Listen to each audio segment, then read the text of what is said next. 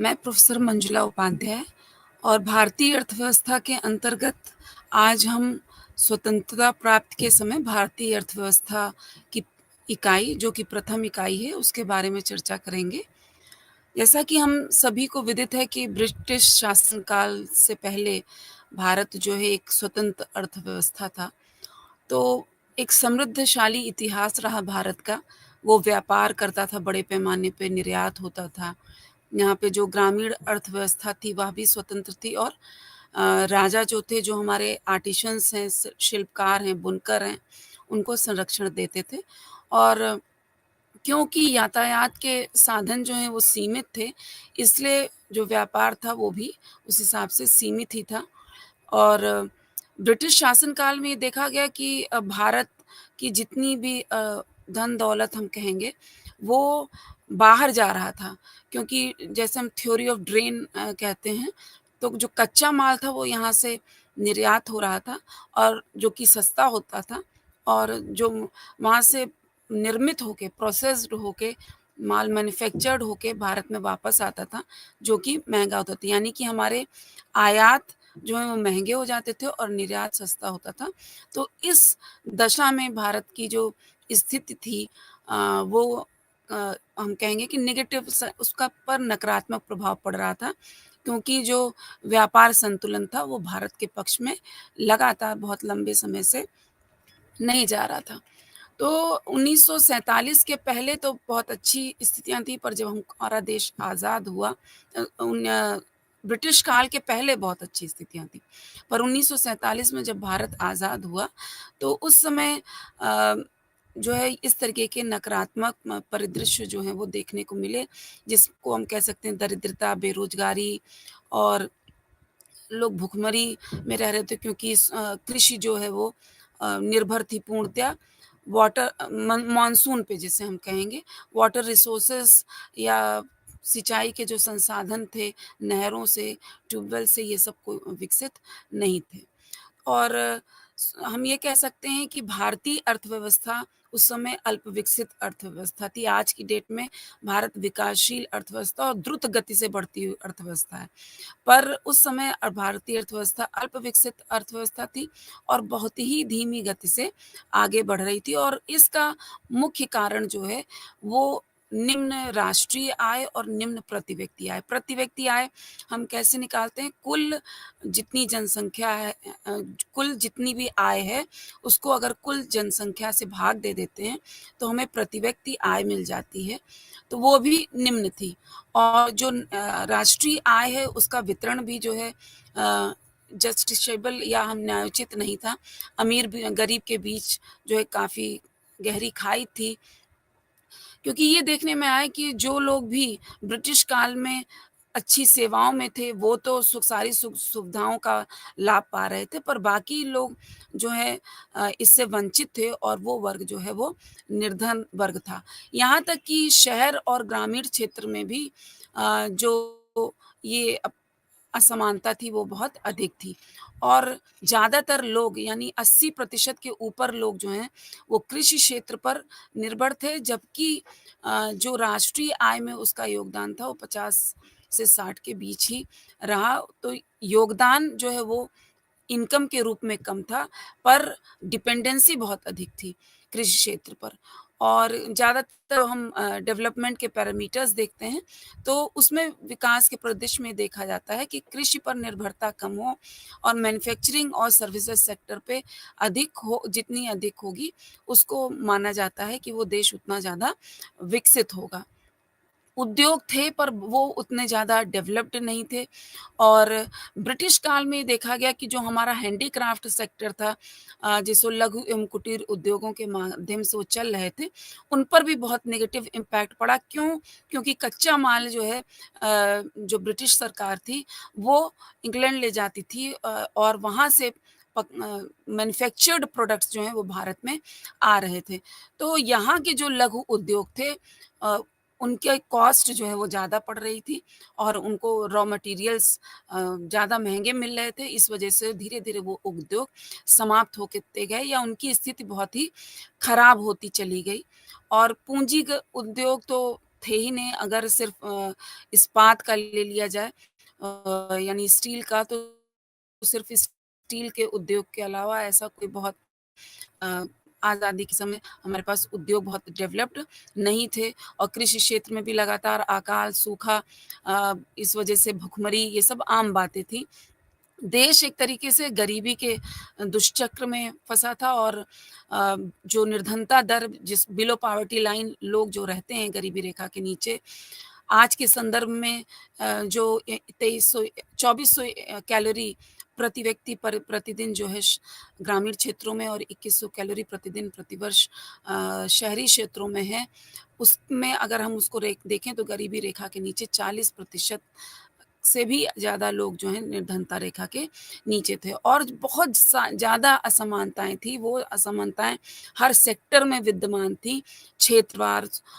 भी जो है बहुत सारी असमानताएँ थी, क्योंकि अगर हम मूल सेक्टर्स देखें तो मूल सेक्टर प्राथमिक, जिसमें कृषि एवं संबंधित उद्योग आते हैं, द्वितीयक क्षेत्र जिसमें मैन्युफैक्चरिंग यानी औद्योगिक क्षेत्र आता है और तीसरा जो है वो सर्विस सेक्टर था, जबकि सर्विस सेक्टर सबसे कम डेवलप था और सबसे ज़्यादा डिपेंडेंसी कृषि क्षेत्र पर थी।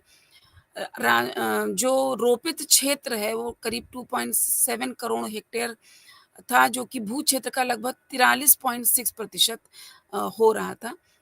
और ये भी देखने में आया कि अधिकतर डिपेंडेंसी खाद्यान्न फसलों में थी, जिससे कि जो इनकम थी वो कम होती थी और जो नकदी फसलें थीं उन उन वो कम पैदावार उनकी होती थी और पैदा करने वाली जो खाद्य फसलें थीं उसमें गेहूँ, धान, ज्वार, बाजरा यही सब थीं और नकदी फसलें गन्ना, कपास और पटसन था। और जब देश का विभाजन हुआ तो ये देखा गया कि पटसन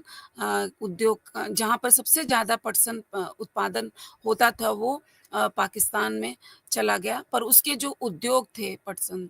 से संबंधित उद्योग थे वो भारत में ही रह गए। तो वो सेक्टर बहुत ही ज़्यादा खराब स्थिति में हो गया, क्योंकि वो रॉ मटेरियल ही नहीं मिल रहा था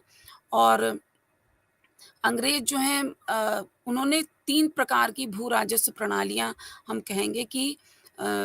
भ सरकार, मतलब हमारे यहाँ जो थी ब्रिटिश सरकार, उसने 3 प्रकार की भू राजस्व प्रणालियाँ उस समय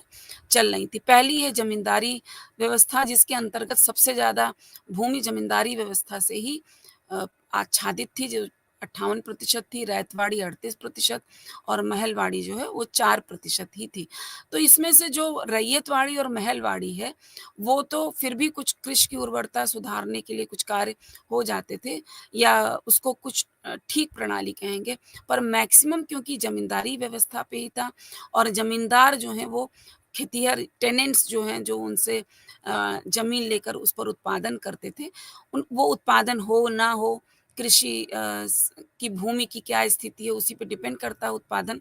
तो वो सारे खर्चे तो खेतिहर करता था, पर और लगान जो है उनसे जबरन वसूल लिया जाता था। तो उनके पास लागत लगने के बाद बहुत ही कम बचता था या ना के बराबर बचता था। इसलिए जो कृषक थे उनकी स्थिति बहुत ज़्यादा खराब थी और उसके पीछे यही भू राजस्व प्रणाली थी, वो भी खास तौर पे डिपेंडेंसी ज़मींदारी व्यवस्था पर थी। और कुछ क्षेत्रों में कहा जाएगा कि नहरों का निर्माण करवाया सरकार ने, पर उसके अंतर्गत बहुत ही कम क्षेत्र था, खाली 17% तक, और वो भी पंजाब के ही कुछ क्षेत्र थे। इसके अलावा हम वेस्टर्न यूपी कह लें, पंजाब कह लें, इसके अलावा बहुत ज़्यादा किसाई सिंचाई व्यवस्था जो है वो बहुत ज़्यादा कृषि क्षेत्र में डेवलप्ड नहीं थी। और अगर हम अ, मार्केटिंग की बात करें यानी बाज़ार मोर्चे पे जो कृषि उपज है, वो भी रेगुलेटेड या ऑफ़िशियल मार्केट जिसे हम कहते हैं या ऑर्गेनाइज़्ड सेक्टर, वो बहुत ही कम था। औपचारिक व्यवस्थित बाज़ार नहीं के बराबर थे और जो भी थे वो अनऑर्गेनाइज़्ड सेक्टर था, जहाँ पर सूचना का अभाव था, सड़क मार्ग का अभाव था और सब ज़्यादातर लोग जो थे वो साहूकारों और महाजनों पर ही डिपेंडेंट थे, क्योंकि संगठित ऋण व्यवस्था भी नहीं थी। और जो किसान थे, क्योंकि उनको आपने देखा है कि क्योंकि रिटर्न नहीं मिल पा रहा था, तो वो इस ब्याज का मूल भी नहीं ना ब्याज चुका पा रहे थे, ना ही मूल चुका पा रहे थे। और अंतोगत्ता यही होता था कि उनको अपनी ज़मीन से भी हाथ धोना पड़ जाता था। और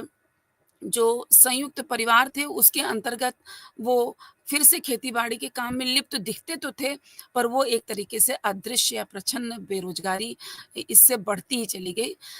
प्रछन्न बो बेरोज़गारी वह होती है कि जैसे कृषि क्षेत्र की भूमि है, अगर उस पे 4 लोग लगे हों, तब भी उतना ही उत्पादन हो, और अगर उस पर से 2 लोग हटा लिए जाएँ और उत्पादन में कोई भी ह्रास ना होने पाए, उतना ही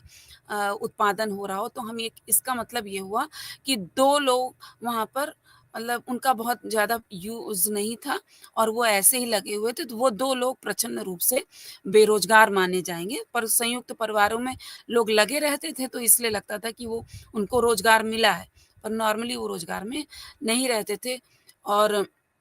कृषि क्षेत्र एक तो प्रति हेक्टेयर उत्पादन कम था, क्योंकि जो सॉइल फर्टिलिटी या मृदा स्वास्थ्य उसको परखने की कोई ऐसी व्यवस्था नहीं थी। सिंचाई के साधन भी बहुत कम थे। जो कृषि की मेथड्स यूज़ हो रहे थे, विधियाँ, वो ट्रेडिशनल एकदम यूज़ हो रहे थे। और यहाँ तक कि जो पराली व्यवस्था जिसे हम कहते हैं, काटो और जलाओ जैसी पुरानी तकनीक, जिससे जो सॉइल फर्टिलिटी है वो थोड़ा-सा बढ़ जाती थी, पर ये भी व्यवस्था जो है वो नहीं थी। तो इस वजह से सॉइल फर्टिलिटी कम होने की वजह से प्रति हेक्टेयर उत्पादन जो है वो कम था। उत्पादन की पुरातन तकनीकें थीं, और कृषि के जो व्यापारीकरण है उसका भी अभाव है। यानी कि जो प्रोड्यूस हो गया, अगर उत्पादन को हम सही से नहीं बेच पाएँगे, उसका ट्रेडिंग नहीं होगी, तो उससे जो रिटर्न मिलना है वो ठीक से नहीं हो पाएगा। और ख़ास तौर पे जो व्यापारिक फसलें थीं, उसमें पटसन, अफ़ीम, गन्ना, कपास, इनकी परंपरा उस दौरान सिर्फ़ शुरू ही हुई थी, वो बहुत ज़्यादा डेवलप्ड नहीं थे। और इसमें से भी जो पटसन और सूती वस्त्र, क्योंकि कॉटन जो है वो एक्सपोर्ट होता था ब्रिटेन को, और वहाँ की मैनचेस्टर की मिलों में वो बनकर प्रो फिनिश्ड गुड के रूप में यहाँ पर सूती वस्त्र जो है उद्योग यहाँ पर ब्रिटेन में जो स्थापित थे, उसका माल यहाँ आता था। बाद में ब्रिटिशर्स ने अपने ही दृष्टि से कुछ उद्योग यहाँ पे भी स्थापित कर दिए, पर विभाजन के कारण, जैसा कि मैंने बताया, कि ज़्यादातर ये सब खेती जो है वो पाकिस्तान को चली गई थी। उर्वरक क्षेत्र जो है, इस वजह से भारत की कृषि व्यवस्था पे और ज़्यादा नेगेटिव इम्पैक्ट या नकारात्मक प्रभाव पड़ा। फिर अब हम औद्योगिक क्षेत्र को देखते हैं। औद्योगिक क्षेत्र ब्रिटिश काल में जो भी उद्योग स्थापित हुए, क्योंकि ब्रिटिशर्स ने अपना हित देखा कि उनको किन-किन उद्योगों की आवश्यकता है। जैसे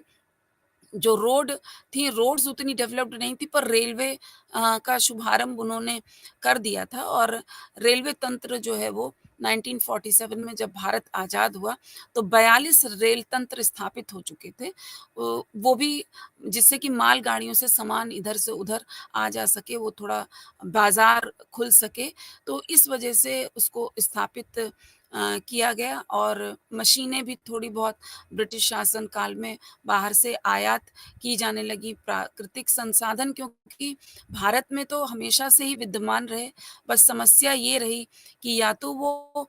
अप्रयुक्त रहे या वो अल्प प्रयुक्त रहे, यानी उनका या तो अंडर यूटिलाइज़ेशन था या अनयूटिलाइज़ेशन था। तो जब प्राकृतिक संसाधनों का उचित दोहन नहीं होगा, तो उससे भी उत्पादन जो है वो कम होगा या उत्पादकता जो है वो कम होगी। वर्ष 1905 तक जैसे भारत में सूती वस्त्र एवं पटसन उद्योग काफ़ी प्रगति कर चुके थे, और जो ख़ास तौर पे महाराष्ट्र और गुजरात के प्रांत हैं, वो सूती वस्त्र उद्योग के लिए जाने जाते थे और आज भी जाने जाते हैं। और 20वीं सदी में शुरुआती दशक में अ, जो केमिकल इंडस्ट्री यानी रसायन, सीमेंट, उर्वरक, खनिज अम्ल आदि उपभोज वस्तु उद्योगों को भी देखा गया कि वो बहुत तेज़ गति से बढ़ रहे थे। द्वितीय विश्व युद्ध ने जो है उसने भारत में औद्योगिक विकास के लिए एक टर्निंग पॉइंट एक तरीके से हुआ, जिसमें कि बड़े पैमाने के उद्योग, यानी जो बड़े उद्योग होते हैं, जो अनुषंगिक उद्योगों को भी सहारा देते हैं, जिनकी वजह से खुलते हैं, तो उसके विविधीकरण होना शुरू हो गया था। और इसके वजह से विनिर्माण के उत्पादन का सामान्य सूचकांक जो है, वो 100 से बढ़कर 161.6 तक पहुँच चुका था। तो इसका मतलब लगातार ये आंकड़े बस ये बताते हैं कि लगातार वो सुधार हो रहा था और स्वतंत्रता के प्राप्ति के समय टाटा जो है उनका आयरन एंड स्टील इंडस्ट्री जिसको टिस्को कहते हैं वो 1905 में स्थापित हो चुकी थी और इस तरीके से औद्योगिक क्षेत्र बहुत ज़्यादा डेवलप्ड भले नहीं था पर अगर आयरन एंड स्टील के उद्योग देखें आपका पटसन की मिलें देखें कपास जो है उसका जो रॉ मटेरियल जहाँ भी यूज़ हो सकता है इस तरीके की मिलें देखें तो वो सब स्थापित थी और ज़्यादातर जो प्रोडक्ट्स थे वो कैपिटल प्रोडक्ट्स नहीं थे यानी कि पूंजीगत वस्तुएं नहीं बना रहे थे वो उपभोग वस्तुएं ही बना रहे थे जो कि ड्यूरेबल ड्यूरेबल कमोडिटीज़ नहीं होती बस उनका उपभोग होता है और उपभोग वस्तुएं सस्ती होती हैं और जो कैपिटल गुड्स यानी पूंजीगत वस्तुएं होती हैं वो महंगी होती तो किसी भी देश के लिए अगर वो पूंजीगत वस्तुएं ज़्यादा बना रहा है तो वो ज़्यादा बेनिफिशियल लाभकारी होता है पर उस समय हमारे पास क्योंकि पूंजी का अभाव था और अंग्रेजी शासन में सभी क्षेत्र इस तरीके से गुलाम थे और मार खा रहे थे क्योंकि उसमें अंग्रेज सरकार कोई बहुत इंटरेस्ट नहीं ले रही थी डेवलप करने का, तो इन कारणों से व्यापार घाटा जो है वो बहुत बड़ा था क्योंकि मशीनें वगैरह तो बाहर से ही मंगानी पड़ रही थी, मैन्युफैक्चर्ड प्रोडक्ट्स भी ज़्यादातर बाहर से आ रहे थे, तो व्यापार घाटा बहुत बड़ा था और ये एक बहुत बड़ी चुनौती थी। अगर हम मुद्रा और वित्तीयन क्षेत्र देखें तो मुद्रा जो है ज़्यादातर चांदी की मुद्रा थी और आयात जब बढ़ जाएगा तो ये चांदी की मुद्रा से ही पेमेंट हो रहा था और इस वजह से भुगतान शेष यानी बैलेंस ऑफ पेमेंट का जो घाटा था वो लगातार बढ़ता चला जा रहा था और 1920 में इस वजह से चांदी की जो कीमत थी उसमें मतलब एकदम अचानक से असाधारण उछाल जो आया उसकी वजह से मुद्रा मुद्रा विनिमय यानी फॉरेन एक्सचेंज होता है एक कंट्री का दूसरे कंट्री से वो स्थिर बनाए रखना बेहद ही कठिन हो गया कि उसमें अस्थिरता आ गई क्योंकि चांदी की ही करेंसी थी और चांदी के मूल्यों में अचानक बहुत ज़्यादा परिवर्तन आ गया। इस वजह से इस एक्सचेंज रेट को या मुद्रा विनिमय को बनाए रखना एक बहुत बड़ी चुनौती जो है वो हो गई थी। और फिर 19वीं शताब्दी में अंग्रेज़ों ने इसलिए उपमहाद्वीप में कागजी मुद्रा की शुरुआत की जिसको 1861 में पेपर करेंसी एक्ट ने भारत ने सरकार को ब्रिटिश इंडिया के समग्र विस्तृत भूभाग में नोट जारी करने का एकाधिकार दे दिया यानी जहाँ भी कॉलोनीज ब्रिटिश उसकी स्टैब्लिश थी खासतौर पे ब्रिटिश इंडिया में तो ब्रिटिशर्स ने ये अलाउ कर दिया कि मोनोपोली कर दी कि पेपर करेंसी जो है वो बन सकती है या सर्कुलेट हो सकती है सर्कुलेशन में आ सकती है भारतीय रुपया ब्रिटिश पाउंड से अनुबद्ध था यानी जुड़ा हुआ था और उसका मूल्य अमेरिकी डॉलर के बराबर था यानी जो अंग्रेजों का ब्रिटिश का पाउंड था वो अमेरिकी डॉलर के ऑलमोस्ट बराबर था और इस तरीके से थोड़ा बाह्य और आंतरिक व्यापार को बढ़ावा भी मिला जब पेपर करेंसी जो है वो इंट्रोड्यूस हो गई। अब हम वित्तीय व्यवस्था अगर देखें तो वित्तीय व्यवस्था में क्या-क्या आता है वित्तीय संसाधन आते हैं जिसमें गैर बैंकिंग जो है इंस्टीट्यूशंस आते हैं, वित्तीय बाजार जिसमें कि शेयर बाजार आता है, साधन एवं सेवाएँ जो बचत को गतिशील बनाने में मदद करती हैं, पूंजी निर्माण को बढ़ाने में मदद करती हैं। पूंजी कहाँ से बनती है? पूंजी जो बचत होती है जब वो इन्वेस्ट या विनियोग हो जाती है तो वो हम उसको पूंजी कह देते हैं। यानी बचत पूंजी तभी बनती है जब वो विनियोग की जाती है। तो पूंजी निर्माण में इससे मदद मिलती है और बैंकिंग क्षेत्र अगर डेवलप्ड होता है तब ये पूंजी निर्माण और ज़्यादा सुलभ हो जाता है। पर आम जनता के लिए उस समय बैंक्स इतनी सुलभ नहीं थे क्योंकि इतने सारे ब्रांचेज़ मतलब बहुत ज़्यादा बैंकिंग सिस्टम डेवलप्ड नहीं था। उधार ज़्यादातर जो भी लोग आम जनता लेती थी वो साहूकार या महाजनों से ही लेती थी और हालाँकि 1786 में भारत में पहला बैंक खुल चुका था, फिर भी बहुत धीमी गति से बैंकिंग क्षेत्र जो है वो डेवलप हुआ। बंगाल, कलकत्ता और मद्रास में एक-एक बैंक स्थापित किए गए और कंपनी एक्ट 1913 में ये जो संयुक्त पूंजी बैंकों से संबंध कुछ अनुच्छेद तो थे, पर इसके बारे में कोई विस्तृत बहुत ज़्यादा विधान नहीं था। 1935 में जो है वो रिज़र्व बैंक की स्थापना हुई, जो कि एक कॉर्पोरेट कंपनी के रूप में, निजी कंपनी के रूप में स्थापित हुई और द्वितीय विश्व युद्ध के दौरान अ, आरबीआई जो है उसको मौद्रिक नीति तैयार करने के लिए कहा गया। पर वो नीति कैसी थी द्वितीय विश्व युद्ध के समय? वो ऐसी रही कि जो निम्न ब्याज दर अपनाने को उसको कहा गया। स्टर्लिंग का संचय किए करने को कहा गया, यानी विदेशी मुद्रा विनिमय जो है वो स्टर्लिंग में का संचय किया जाए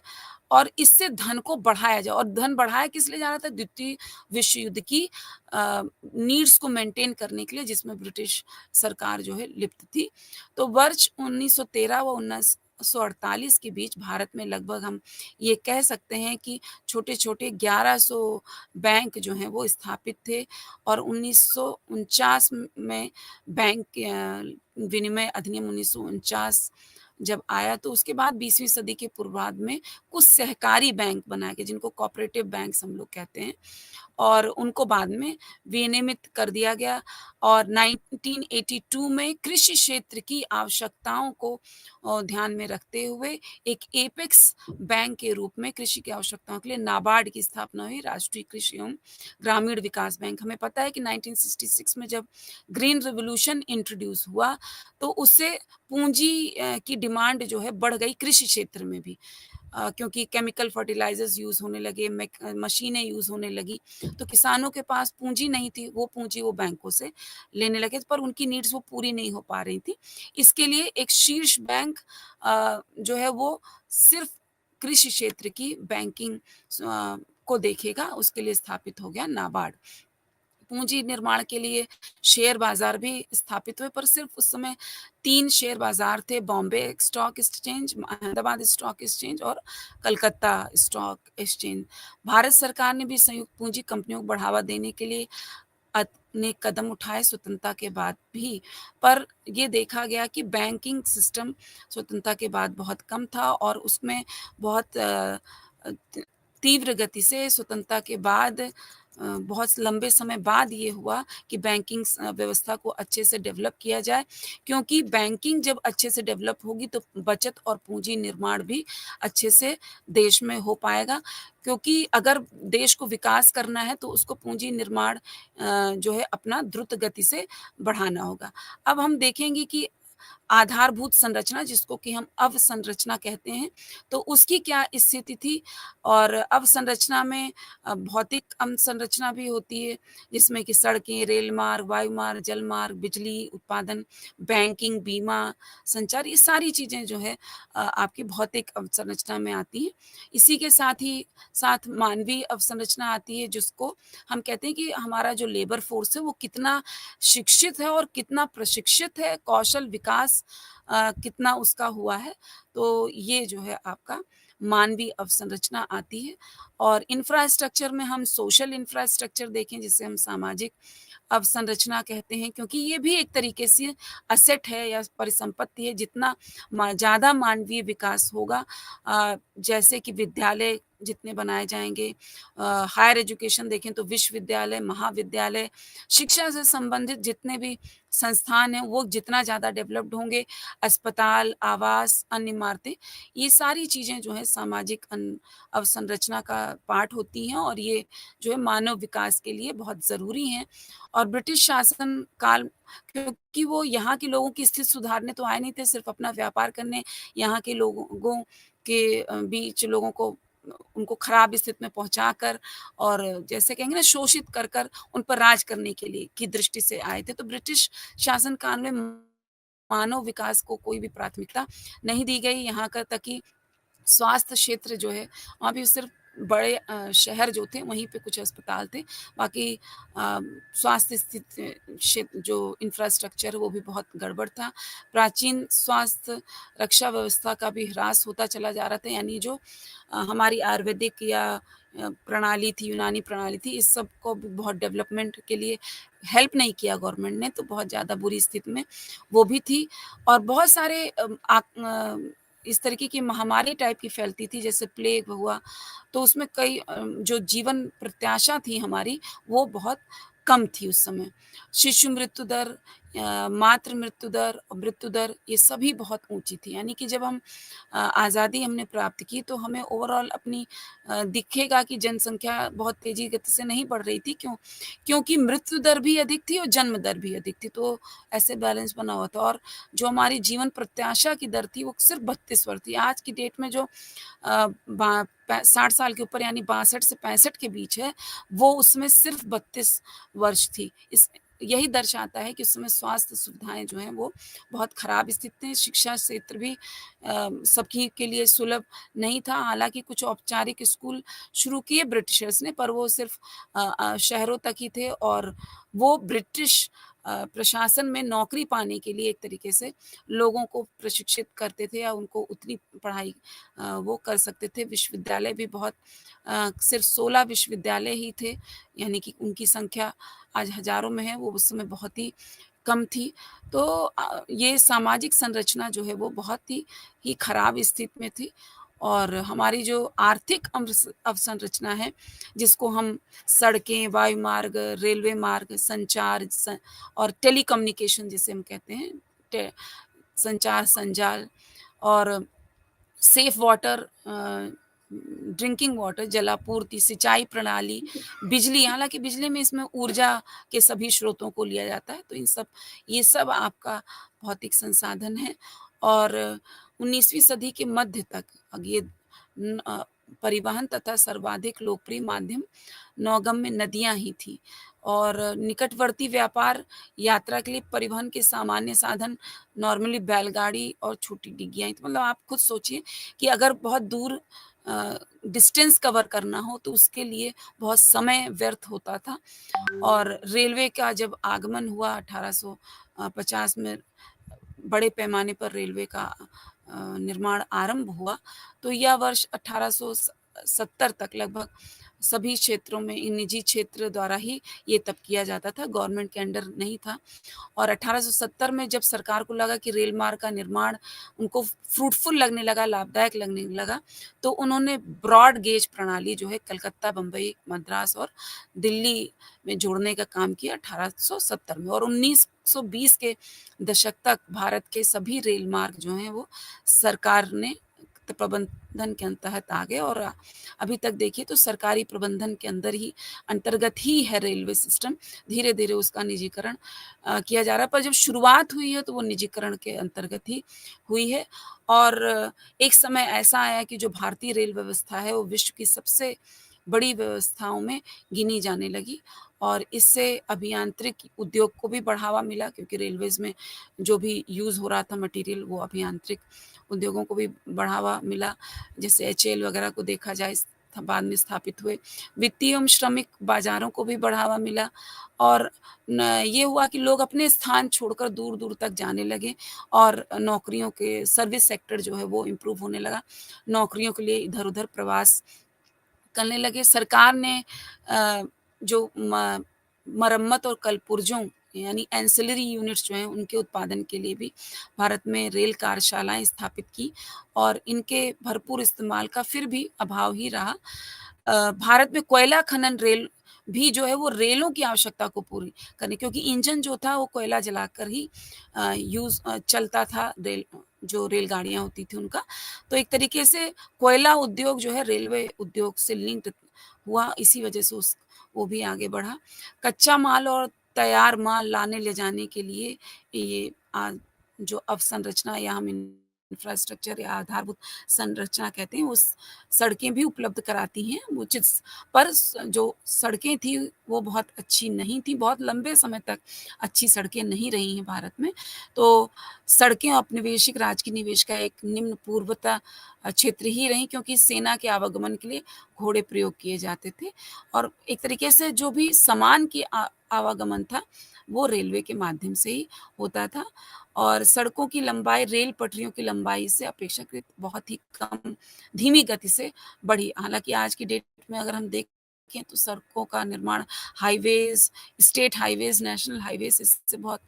बढ़िया बढ़ा है, कितने सारे एक्सप्रेसवेज़ बन गए हैं। पर आज स्वतंत्रता के समय इस तरीके की स्थितियाँ नहीं थी। सड़क निर्माण जो है वो अपेक्षाकृत सरकार को कम लाभदायक लगता था, इसलिए ब्रिटिश सरकार ने उस पर कम जो है वो अपना ध्यान दिया।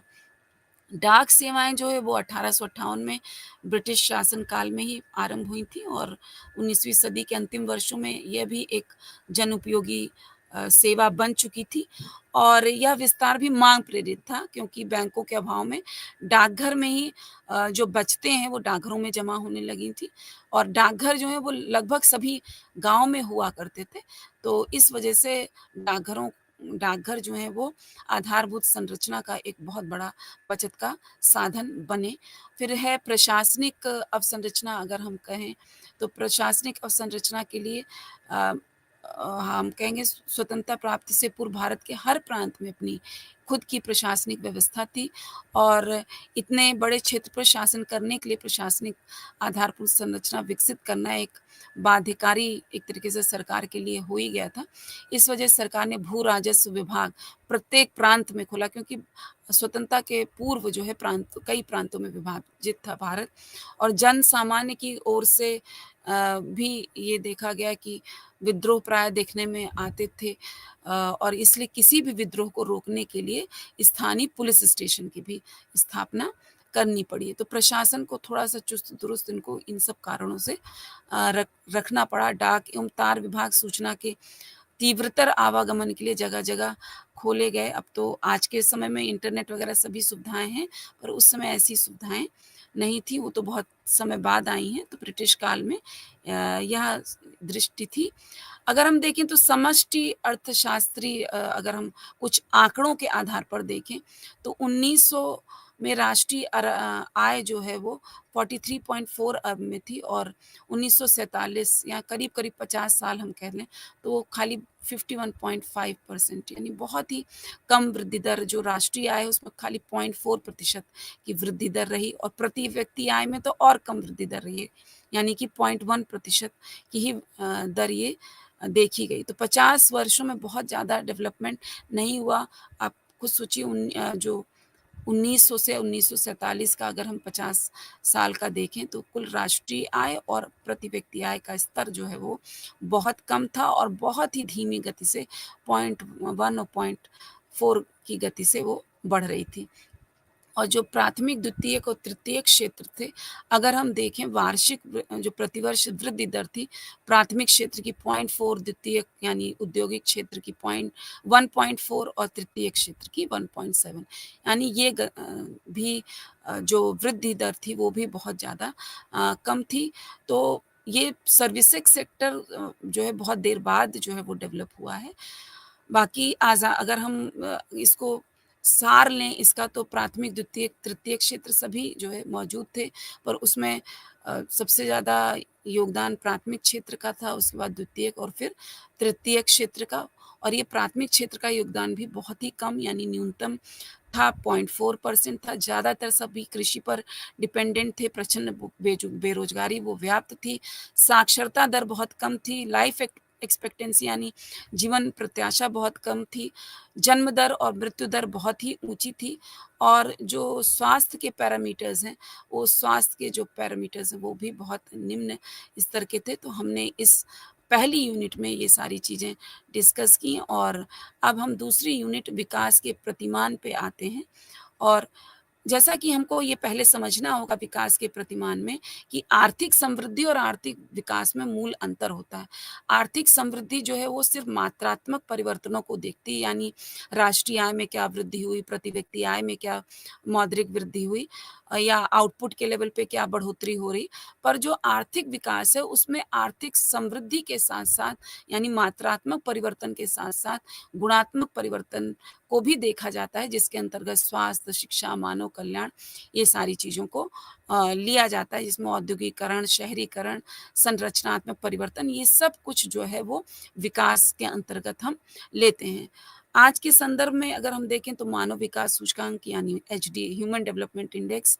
के आधार पर भी हम देखते हैं physical quality of life index के आधार पर हम देखते हैं अब अगर हम मानव विकास सूचकांक लें तो उसमें जीवन प्रत्याशा कितनी है लिटरेसी रेट यानी शिक्षा का स्तर कितना है, ज्ञानार्जन कितना है और प्रति व्यक्ति आय कितनी है, यानी रियल पर कैपिटा इनकम कितनी है। ये 3 आधारों पर हम देखते हैं मानव सूचकांक कैसा, यानी कि इससे क्वालिटी ऑफ लाइफ दिख रही है। इसी तरीके से physical quality of life index या जीवन प्रत्याशा भौतिक जीवन सूचकांक जब हम देखते हैं तो उसमें भी जीवन प्रत्याशा को देखते हैं, लिटरेसी रेट को देखते हैं और इन्फैंट मोर्टेलिटी रेट, यानी कि प्रति हजार कितने बच्चे जीवित जन्म जो लेते हैं उनकी 1 साल के अंदर मृत्यु हो जाती है। तो इन सब आधारों पर हम मानव विकास को देखते हैं। और बहुत सारी थ्योरीज रहीं, अगर हम क्लासिकल थ्योरी देखें जो एडम स्मिथ की थी, मार्क्सिस्ट इकोनॉमिक्स की डेवलपमेंट की अलग थ्योरी थी, क्लासिकल में जेवंस, मेंजर, मार्शल आते हैं। क्योंकि इंडियन इकोनॉमी है की यूनिट्स हैं तो हम इन थ्योरीज पे नहीं जाते, फिर भी इनका संदर्भ है। कीनीशियन इकोनॉमी थी जो कि शॉर्ट टर्म इकोनॉमी की उसके सॉल्यूशंस की बात करती है और सरकारी हस्तक्षेप की बात करती है। की नियो क्लासिकल ग्रोथ थ्योरी थी, डिपेंडेंसी थ्योरी 1960 में आई। इस तरीके से पारंपरिक शास्त्रियों, नवशास्त्रीय अर्थशास्त्रियों का यही मानना रहा कि अल्प विकास का प्रमुख कारण पूंजी व श्रम जैसे जो उत्पादन के साधन हैं, उनकी कमी या उनका बहुत अच्छे ढंग से विकसित ना होना, यही अल्प विकास के मुख्य कारण हैं। और अगर हम ये देखें कि ये जो दृष्टिकोण है उनको मुख्यतः किन भागों में बाँट सकते हैं। एक तो बाज़ार आधारित दृष्टिकोण हो गया जो कि पूरा मार्केट ओरिएंटेड होता है, जिसमें लाभ की दृष्टि से ही कार्य होता है। पूरी डिमांड एंड सप्लाई, माँग और पूर्ति जो भी होती है बाज़ार की, उसी के आधार पर मूल्य तय हो जाते हैं। बाज़ार में जिस चीज़ का माँग होती है उसी हिसाब से उत्पादन होता है, भले वो गैर ज़रूरी वस्तुएँ हों। और अगर उनको गवर्नमेंट के द्वारा थोड़ा बहुत भी कंट्रोल नहीं किया जाता है, तो आप देखिए कि कुछ अनावश्यक चीज़ों का उत्पादन जो है वो बहुत अधिक होने लगता है। ये बाज़ार आधारित अर्थव्यवस्था का एक मूल कमी आप अगर ये देखें तो ओवर प्रोडक्शन की स्थिति भी आ सकती है अगर वो सिर्फ़ बाज़ार पे निर्भर, क्योंकि जब प्रॉफ़िट होता रहता है तो उन वस्तुओं का उत्पादन लगातार बढ़ता ही जाता है। और इस वजह से जो अल्प विकसित बाज़ार हैं, उनको थोड़ा-सा प्रोत्साहित करने के लिए राज्य को थोड़ा बहुत हस्तक्षेप करना पड़ता है या कुछ विकास करने पड़ जाते हैं। फिर एक हुआ बाज़ार पर आधारित दृष्टिकोण, दूसरा है अब राज्य निर्देशित दृष्टिकोण। अल्प विकसित देशों में सबसिस्टेंस फार्मिंग यानी कुछ सिर्फ़ जीवन निर्वाह भर की कृषि की गति थी। कमज़ोर औद्योगिकीकरण, व्यापक अल्प बेरोज़गार, यानी लोगों को रोज़गार का स्तर बहुत निम्न था, या तो वो बेरोज़गार थे या जो उनकी कैपेबिलिटीज़ के अकॉर्डिंग उनको एम्प्लॉयमेंट नहीं मिल रही थी। निम्न आय, बचत एवं निवेश, ये तीनों चीज़ें एक-दूसरे से जुड़ी होती हैं, तो निवेश है। निकृष्ट अवसंरचना यानी जो आपका इंफ्रास्ट्रक्चर है वो बहुत कम डेवलप्ड होता है। तो राज्य को हस्तक्षेप करने की आवश्यकता इन सारी चीज़ों में होती है, क्योंकि इसमें बिग पुश या बड़ी सहायता की आवश्यकता होती है, खास तौर पे अवसंरचना में टाइम लैग बहुत होता है, यानी कि जब इन्वेस्टमेंट किया जाता है उसके काफ़ी लंबे समय बाद रिटर्न्स देखने को मिलते हैं। तो ज़्यादातर प्राइवेट सेक्टर क्योंकि प्रॉफिट के लिए कार्य करता है तो वो इसमें इन्वेस्टमेंट नहीं करना चाहता है, कुछ लोगों को छोड़ के। तो सरकार को आगे आना पड़ता है, इसलिए कह रहे हैं कि राज्य निर्देशित दृष्टिकोण ये होता है कि सरकार आगे आकर उसमें कार्य करे। पर इससे बहुत बुराइयाँ भी कुछ उत्पन्न हो जाती हैं, जिसे नेपोटिज़्म यानी लाल फीताशाही कहते हैं, भ्रष्टाचार, अकुशलता, यानी जो अकुशल सेक्टर है उनको भी सरकारी व्यवस्थाओं के, सरकारी एम्प्लॉइज़ हैं, सरकारी व्यवस्था है तो वो चलते ही रहते हैं। और बाद में 1990 तक ये देखा गया इन्हीं सब कारणों की वजह से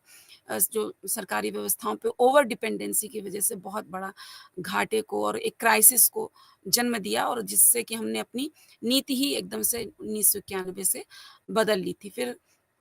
तीसरा दृष्टिकोण आता है समावेशी समृद्धि दृष्टिकोण, जिसमें कि विकास हो, जो कि 11वीं पंचवर्षीय योजना से समावेशी दृष्टिकोण जो है, वो देखा जा रहा है, जो कि 2007 से 2012 के बीच ये पंचवर्षीय योजना थी 11वीं। और जब प्रथम पंचवर्षीय योजना शुरू हुई तो उसने एक सोचा कि समृद्धि हो पर समता के साथ समान रूप से। पर जब 11वीं पंचवर्षीय योजना है ये समावेशी समृद्धि की बात करती है, क्योंकि जब डेवलपमेंट हो रहा था 1991 के बाद, जब द्रुत गति से अर्थव्यवस्था बढ़ रही थी, तो ये देखा गया कि इसका लाभ सभी स्तरों तक नहीं पहुंच रहा था, इसलिए समावेशी विकास की बात हुई। न्याय के साथ समृद्धि, ये सब आधारभूत दृष्टिकोण रहे। फिर नेक्स्ट आता है कि धारणी विकास का भी दृष्टिकोण है, जिसको हम सस्टेनेबल डेवलपमेंट कहते हैं, यानी कि विकास तो करें पर आगे आने वाली जो हमारी संतति है या आगे ना आने वाली जनरेशन्स के लिए भी हमको अपने माइंड में लेके चलना है कि इतना अतिदोहन ना कर दें कि उनके लिए कुछ भी ना बचे या उनके लिए अभाव हो जाए। तो डेवलपमेंट करें पर भावी पीढ़ी की भी आवश्यकताओं को ध्यान में रखते हुए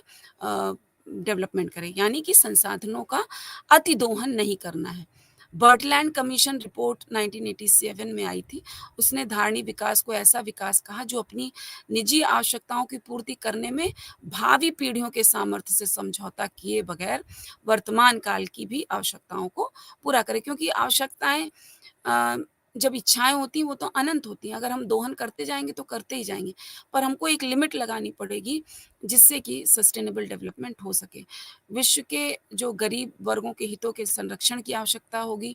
पर्यावरणीय संसाधनों का दोहन रोकने में प्रौद्योगिकी एवं सामाजिक संगठनों को काम करना होगा। अगर ये वीक होंगे तो ठीक ये जो है ये ओवर एक्सप्लॉयटेशन हो जाएगा। फिर इसीलिए सस्टेनेबल डेवलपमेंट गोल में 17 लक्ष्य रखे गए। उसमें से थोड़ा बहुत अगर हम लें तो शून्य दरिद्रता एक लक्ष्य रखा गया कि पॉवर्टी शून्य तो हो नहीं सकती, फिर भी कम की जाए। इसी तरीके से भुखमरी शून्य की जाए। उत्तम स्वास्थ्य कल्याण, उत्कृष्ट शिक्षा, लैंगिक समानता, स्वच्छ जल एवं स्वच्छता प्रबंध, आर्थिक पहुंच के भीतर स्वच्छ ऊर्जा, क्लीन अभी तक एनर्जी की बात हो रही थी, पर प्रदूषण को ध्यान में रखते हुए क्लीन एनर्जी की बात होती है, डिफरेंट विकल्प सोचने की बात हुई, उपयुक्त कार्य एवं आर्थिक वृद्धि। तो इस तरीके के बहुत सारे सस्टेनेबल डेवलपमेंट गोल्स रखे गए। अब हम अगर आर्थिक व्यवस्थाएं देखते हैं तो एक पूंजीगत व्यवस्था हुई जो कि बाजार पे पूर्णतः निर्भर है, जहाँ पर क्या उत्पादन होना है, कितना उत्पादन होना है, किन संसाधनों का प्रयोग करके उत्पादन होना है, कितना लाभ कमाना है, ये सारी चीज जो निर्णय है वो वैयक्तिक होते हैं या प्राइवेट सेक्टर के द्वारा, निजी लोगों के द्वारा लिए जाते हैं और निजी हित को साधने के लिए लिए जाते हैं, और ये मांग और पूर्ति की बाजार शक्तियों पर ही पूरा निर्भर करते हैं। तो ये पूंजीवादी समाज होता है। इसकी अपनी कुछ हम कहेंगे कि पॉजिटिव पॉइंट्स भी हैं कि देश जो है बहुत द्रुत गति से आगे बढ़ता है, आर्थिक समृद्धि की दर बहुत अधिक होती है, पर नेगेटिव ये है कि उससे असमानता बहुत तेज़ी से बढ़ती है। हालाँकि एक स्तर के तक पहुँचने के बाद ये असमानता भी कम होने लगती है, पर विकासशील अर्थव्यवस्थाओं में अगर हम देखें तो ये असमानता बढ़ती जाती है। फिर समाजवाद को भी अगर हम देखें तो उसके भी अपने कुछ कमियाँ रहती हैं, और समाजवाद का मतलब जहाँ पे सारे निर्णय जो है वो सरकार लेती है कि क्या उत्पादन होना है, कितना उत्पादन होना है, किन चीज़ों का प्रयोग करके, साधनों का प्रयोग करके उत्पादन होना है। किसी केंद्रीय रूप से नियोजित आर्थिक व्यवस्था से जुड़ी समग्र अर्थव्यवस्था वाला जो देश होता है वो समाजवाद कहलाता है। जैसे कि एग्ज़ाम्पल के लिए सोवियत पूर्व में जो सोवियत रशिया था, उसकी अर्थव्यवस्था थी बाज़ार समाजवाद तथा बाज़ार कार्यंत्रों तंत्रों हेतु किसी भूमिका के साथ एक प्रकार के थोड़े बहुत भी परिवर्तन केंद्रीय नियोजन वाली अर्थव्यवस्था, जो कि इस प्रकार की नियोजित अर्थव्यवस्थाएँ होती हैं। यानी कि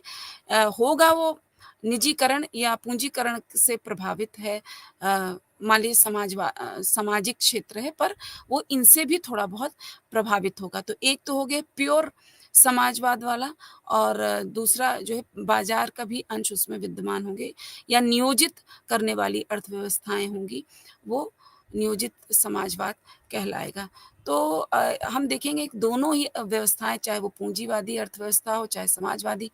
अर्थव्यवस्था, दोनों के कुछ न कुछ लाभ और हानियाँ होते हैं। तो सभी जो सरकारें हैं या सभी देश हैं, वहाँ पर इनके कुछ न कुछ अंश विद्यमान होते हैं, पाए जाते हैं। कहीं पर वो लगते हैं कि वो पूर्णतया कुछ चीज़ों में कि एकदम अ, वादी अर्थव्यवस्था की तरह काम कर रहे हैं और कहीं पर ऐसा लगता है कि उसमें पूँजीवादी अर्थव्यवस्था के गुण विद्यमान होते हैं। इसी तरीके से जो पूँजीवादी अर्थव्यवस्था होती है, उसमें भी कुछ कंट्रोल्स निर्देश जो हैं वो सरकार द्वारा दिए जाते हैं, तो वो वहाँ पर भी वो मिक्स अ, इकोनॉमीज़ चलती हैं। तो इसीलिए भारत ने जब प्लानिंग अपनाई 1951 में आज़ादी के बाद प्लानिंग सिस्टम 1950 में हमने अडॉप्ट किया, तो हमने यहाँ पर मिश्रित अर्थव्यवस्था जो कि राज्य द्वारा भी संचालित होगी और बाज़ार का भी उसमें अंश होगा। पर जब शुरुआत हुई तब राज्य का कंट्रोल ज़्यादा था यानी गवर्नमेंट कंट्रोल अधिक था और बाज़ार के लिए यानी प्राइवेट सेक्टर के लिए बहुत कम क्षेत्र खुले हुए थे। तो जो सार्वजनिक उद्यम के साथ-साथ निजी उद्यम सह-अस्तित्व में तो थे, पर शुरुआत में जब प्लानिंग हुई, तो जो है समाजवादी अर्थव्यवस्था के ज़्यादा लक्षण थे, पूँजीवादी अर्थव्यवस्था के कम लक्षण थे। पर जब 1991 के बाद हमने न्यू इकोनॉमिक रिफॉर्म्स या नए आर्थिक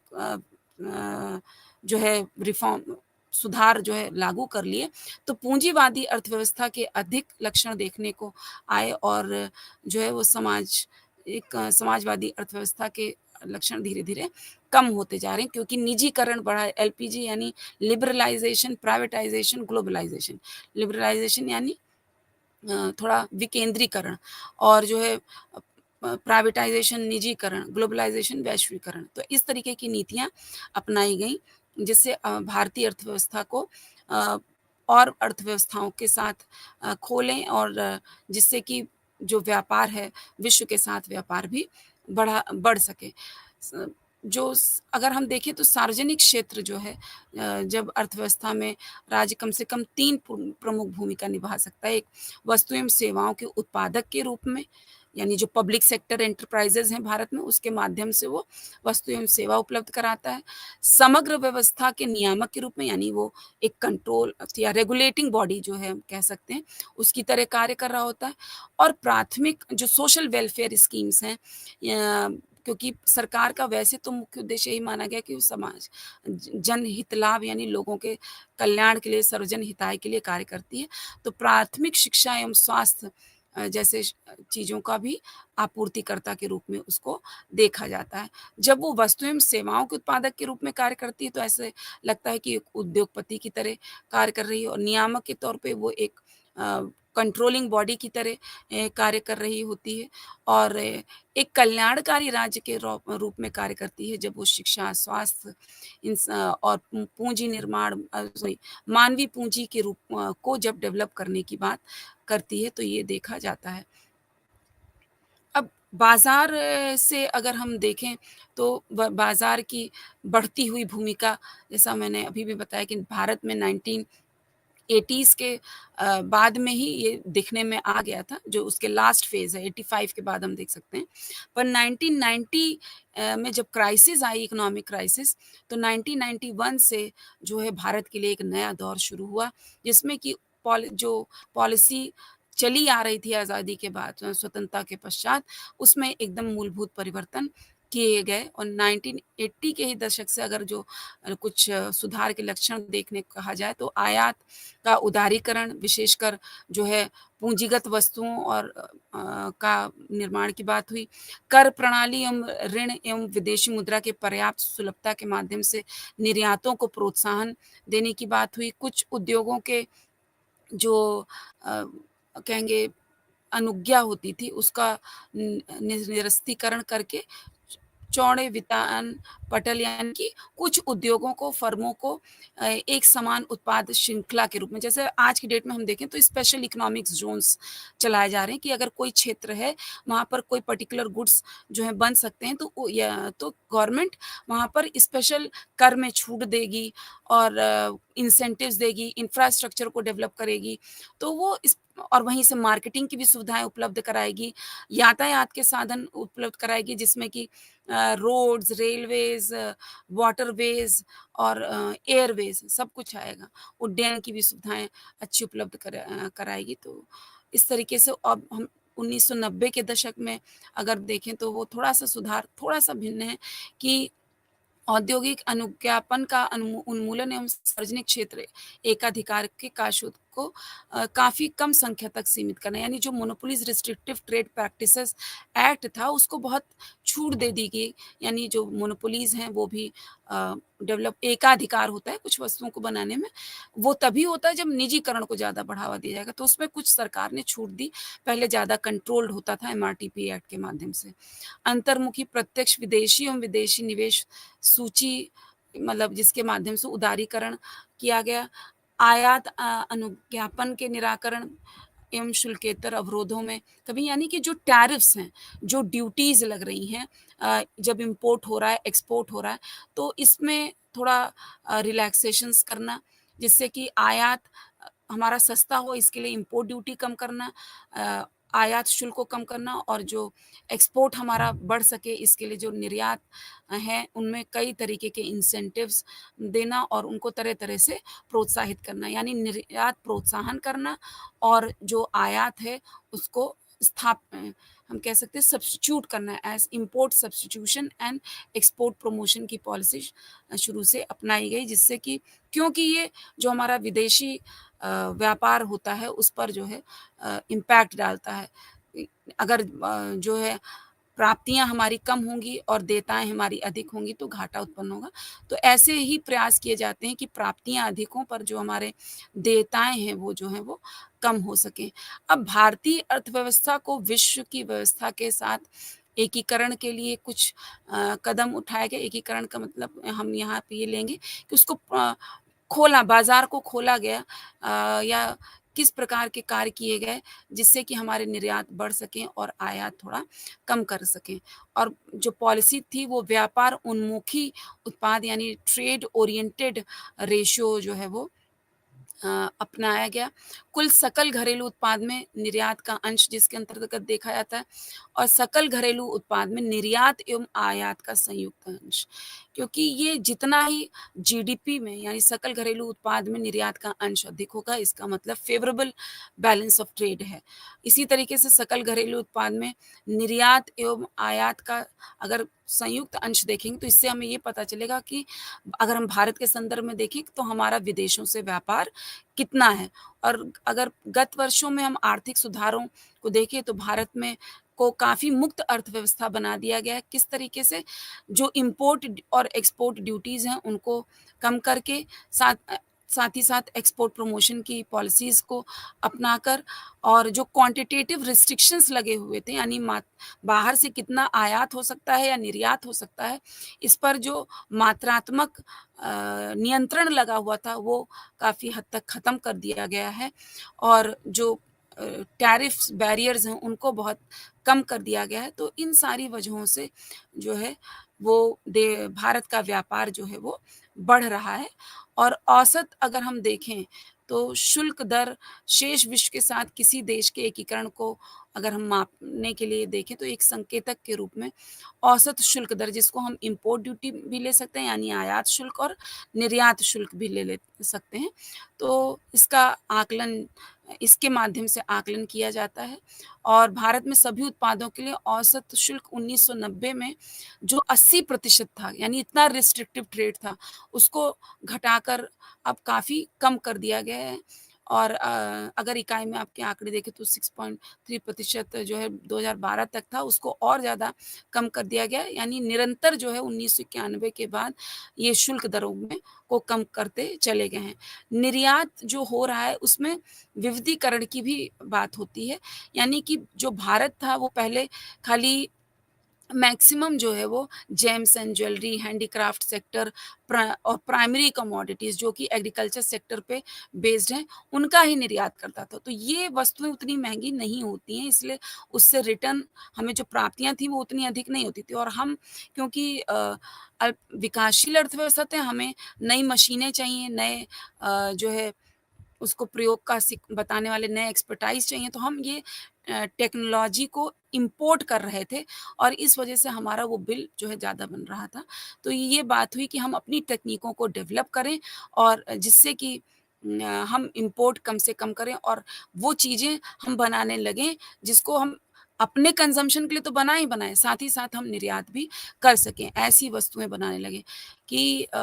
और जिन देशों में हम निर्यात नहीं भी कर रहे थे, उन देशों को भी हम निर्यात करने लगे। अगर हम देखें तो उदारीकरण के शुरू के वर्षों में भारत का निर्यात 20 देशों तक था और या भारत के कुल निर्यात के 80% के समान था। यानी 20 देशों को 80% हमारा व्यापार हो रहा था। और 20 निर्यात गंतव्य जो थे वो 67% वहाँ पर निर्यात हो रहा था। 2017 में अगर आप देखें तो इतना चेंज आया कि सिर्फ़ हम कुछ कंट्रीज़ को ही निर्यात नहीं कर रहे हैं या व्यापार नहीं कर रहे हैं, आयात-निर्यात, हम बहुत सारी कंट्रीज़ को भी कवर कर रहे हैं। अब तो भारत इतनी तेज़ी से बढ़ती हुई विकासशील अर्थव्यवस्था है कि वो अल्प विकसित देशों को भी सपोर्ट प्रोवाइड करती है और अ, वहाँ से भी उनको हेल्प करती है, निर्यात करती है, सहायता देती है और foreign direct investment, foreign portfolio investment ये सारी चीज़ों से भी व्यापार जो है वो बढ़ता है। अगर हम निर्यातों की दिशा को देखें तो अ, उत्तर जो उदारीकरण का दौर है, तो ये विकासशील देशों की श्रेणी में क्योंकि भारत आया तो एशिया के से हमारा निर्यात बढ़ गया, अफ्रीका से बढ़ा और जो यूरोप और अमेरिका से था वो थोड़ा फिर कम हुआ क्योंकि एक जगह बढ़ेगा तो दूसरी जगह कम होगा, उसी में एडजस्टमेंट जो है वो करना होता है। तो अगर हम देखें वित्तीय एकीकरण की बात करें तो भारत में विदेशी निवेश जो है वो अंतर्प्रवाह जो है वो बहुत ज़्यादा प्रत्यक्ष विदेशी निवेश बढ़ता ही जा रहा है। वित्तीय एकीकरण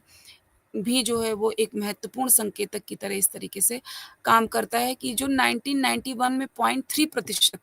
था वो 2016 का अगर आंकड़ा लें तो वो 1.96% हो गया है। यानी कि इस संदर्भ में अगर हम बात करें तो भारत का शेष विश्व के साथ जो है वो कई सारे समझौते हुए, कई इम्पोर्ट्स बढ़े, इम्पोर्ट्स कम करने की कोशिश हुई, एक्सपोर्ट्स बढ़े और जो देश थे उसमें विविधता लागू की गई कि ज़्यादा से ज़्यादा देशों के साथ हम निर्यात कर सकें और विकास के प्रति जो भारत का दृष्टिकोण रहा वो राज्य निर्देशित दृष्टिकोण से और बाजार निर्देशित दृष्टिकोण दोनों था पर इसमें जैसा शुरू में भी बताया गया कि राज्य निर्देशित शुरू में ज़्यादा था 1991 के बाद से धीरे-धीरे बाज़ार आधारित दृष्टिकोण ज़्यादा हो गया और प्राइवेटाइज़ेशन निजीकरण के माध्यम से ज़्यादातर उद्योग निजीकरण क्षेत्र को दे दिए गए हैं, निजी क्षेत्र को। सिर्फ़ कुछ क्षेत्र ही बचे हैं जिसमें जो राज्य है यानी जो सामाजिक सेक्टर है उसके लिए छोड़े गए हैं और विकास के आरंभिक चरणों में अगर हम देखें तो हम प्राथमिक चीज़ों का उत्पादन ज़्यादा कर रहे होते हैं और जो इंफ्रास्ट्रक्चर है वो कम डेवलप्ड होता है और और कुछ क्षेत्रों में ही डेवलप्ड होता है। पर हम यहाँ पर संतुलित विकास जैसे-जैसे हम विकास करते जाते हैं, हम संतुलित विकास की बात करते हैं। यानी ऐसा नहीं कि कुछ ज़िले, कुछ शहर यही विकसित हों पूरा भारत में समान रूप से विकास हो सके क्योंकि अब हम उस स्थिति में पहुँच चुके हैं कि जब शुरुआत करते हैं, संसाधनों की कमी होती है, तो ये एक स्ट्रेटजी बनानी पड़ती है कि जो कौन से कुछ ही क्षेत्रों में हम जब हम कुछ ही क्षेत्रों में इन्वेस्टमेंट कर सकते हैं, तो हमें चुनना पड़ेगा कि हम किस क्षेत्र में एडजस्ट कर सकते हैं निर्यात और व्यापार और किस क्षेत्र में नहीं कर सकते हैं। किन क्षेत्रों में डेवलपमेंट अधिक कर सकते हैं, किन क्षेत्रों में डेवलपमेंट कम कर सकते हैं। तो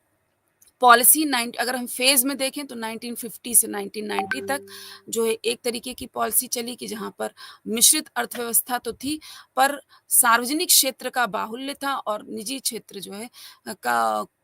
की स्वतंत्रता कम थी। पर 1991 के बाद का अगर हम देखें दशक तब से लेके अब तक, तो निजी क्षेत्र का प्रभुत्व जो है वो बढ़ता जा रहा है और सार्वजनिक क्षेत्र जो है अपने आप को एक निर्देशक के रूप में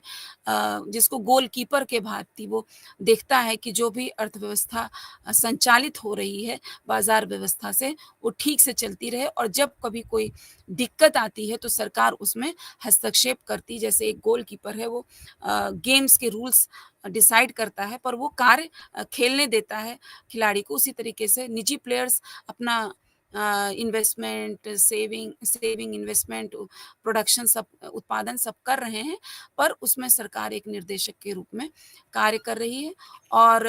हम इसकी वजह से ये देखने में आया है कि जो सकल घरेलू उत्पाद है, वो हमारा बहुत तेज़ी से बढ़ा है।